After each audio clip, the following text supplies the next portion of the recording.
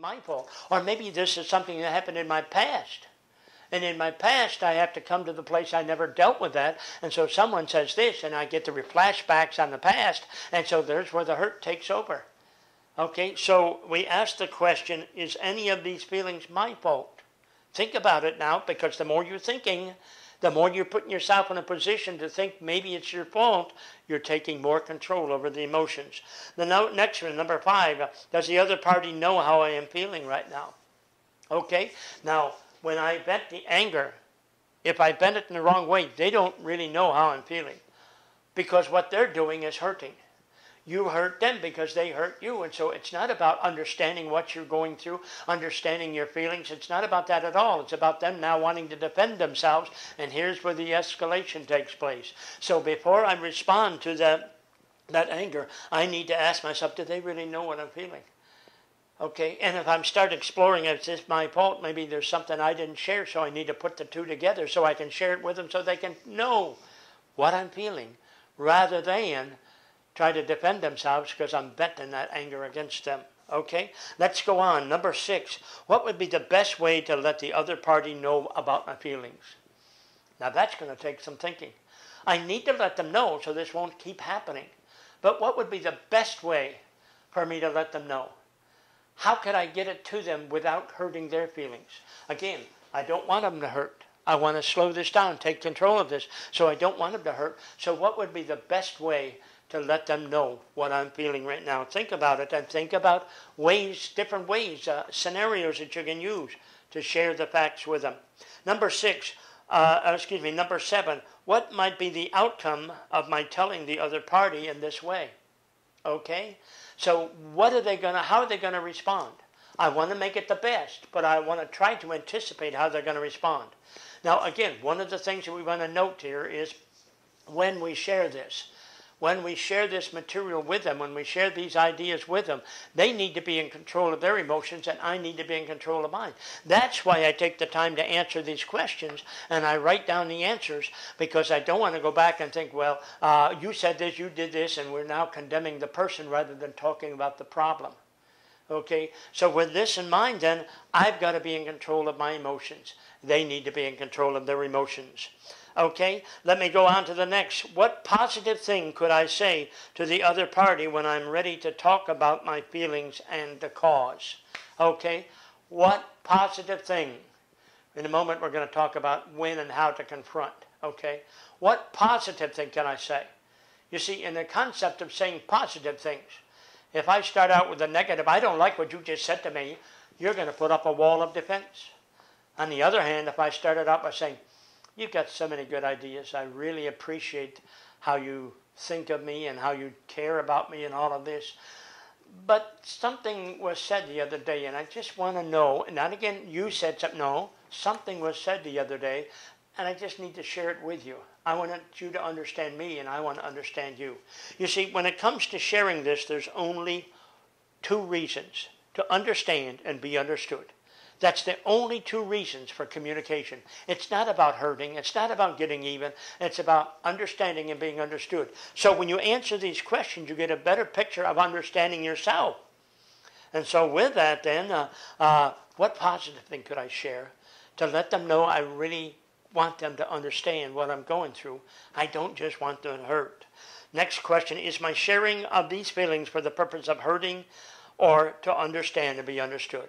If I still want to hurt, it's not time. Not time to share, because that anger is still taking over, and if they respond in an anger and so forth, it's only going to escalate. So I need to take the time to answer these questions. That's the first thing. Answer these questions to slow it down. Now, if we're talking a couple, how about we get a signal? I had one couple that would raise their finger, and each one would go their separate ways and write a letter to each other. Well, that's the next thing I want to talk about. Let's say we get down to number 9, and we're still not over the hurt part. We're still not wanting to understand and so forth. Well, with that be in mind, I want you to do this. I want you to sit down and share 5 positive things you can do. You see, you're the only one that knows what you can do by positive things, venting and so forth. This couple that I was telling you about raised their finger. They went their separate ways and wrote a letter to each other. Now that's important, because you're going back to the writing, just as you're answering the questions. You're going back to the writing, and you write it out, and you write it over and over, reread it and rewrite it till it's really what you want to say. Okay, so many times in anger we come back and say, well, I didn't want to say that. It's too late, you already said it. So you read it and write it and read it over till you really want it to say. Now, if you want to give them the letter, and it's always better to talk with them once you're under control. But if you want to give them the letter, always make sure after you've written the final copy, you ask, how will they feel? I don't want to hurt. How will they feel? Will they feel hurt by this? So forth. So be very careful about that. Really, the best way is after both of you come down to sit down and talk about what just happened and so forth. We'll get to that in just a moment. So, but the concept then is 5 positive things that you can do. And write them down. I want 5 because the problem with that is that if you can't do this one, well then what am I going to do? Well, okay, take this one or this one or this one. And of course, the number 1 is says, excuse me, I want to go answer my questions. If you're both working on this, you should understand it. And you need to give each other the space to do it. You need to give each other the space, saying, okay, you go to your room, I'll go to my room. We'll find our private place where we can sit down and answer the questions. Now, some people like to take a walk. That's fine, but don't throw out the questions. Take a walk with the questions with you. Think through it. Make notes on it. Go someplace and sit in the park bench and work through it. The atmosphere will change for you completely, and this is what you need to do. So you do mowing the lawn, washing the dishes, and so forth. I can remember one day years ago I was upset with my daughter because I was going to take the whole family out to eat. But when my daughter got home from school, she went out and took a frozen pizza out of the freezer and stuck it in the oven, and there she was eating.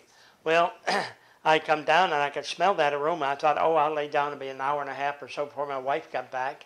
And so I'll lay down, I thought. Well, I could smell this aroma coming up the steps. And sure enough, I come down to find out what she did. Now, at that point, I think I told her, well, I was going to take you out to eat, and I was furious. I went back upstairs and I tore into that house. I made the beds, picked up the dirty clothes. I ran the vacuum upstairs and down.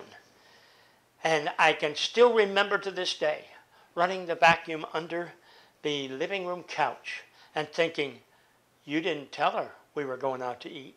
It was going to be a surprise. It's not her fault, it's my fault. I can still remember that.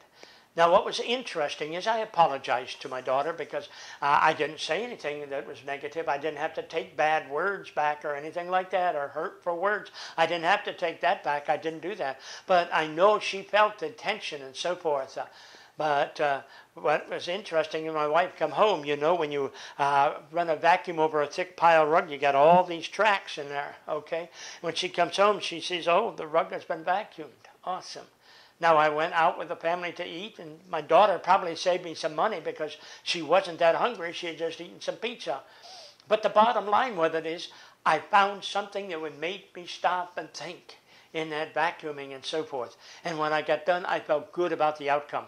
So when we say 5 positive things, this is what we want to say to you. Something that you will feel good when you're done.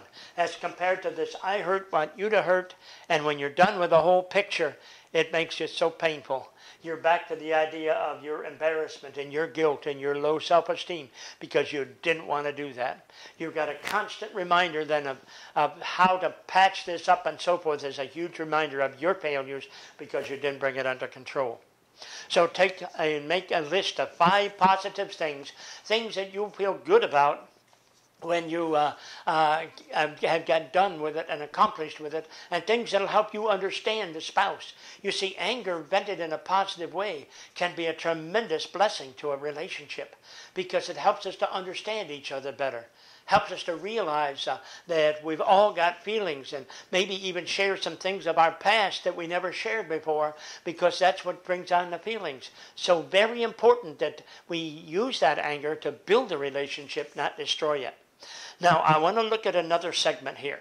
How do I slow the anger of someone else? Okay? How do I slow the anger of someone else? Now, the first step I want to share with you there is develop positive listening skills. Okay? What does an angry person want the most? Someone to hear. Someone to listen to what they're saying. And so I need to develop positive listening skills. Now, with those positive listening skills, do not interrupt.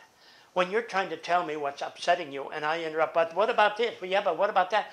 Now, what am I telling you really? What I'm telling you is I'm more interested in what I've got to say than what you've got to say. So you don't interrupt. You listen. Okay, you focus. Okay, refocusing helps us to take control of our anger because we're back into the thinking mode. We're back using the intellect. The refocusing helps me think of what I want to ask about. So focus on the things that I can ask questions about so I can tell the person or send a message to them, I really am listening. Well, you said such and such. What did you mean by that? Now, when I made the quote, I told them I'm listening.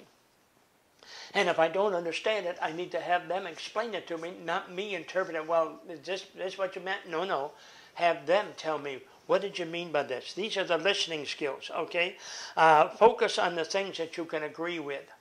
That's interesting. Because one of the ways to slow down the anger of others is to be agreeable. So while you're venting on me and I'm just standing here listening to you, okay, yes, I hear that. Okay.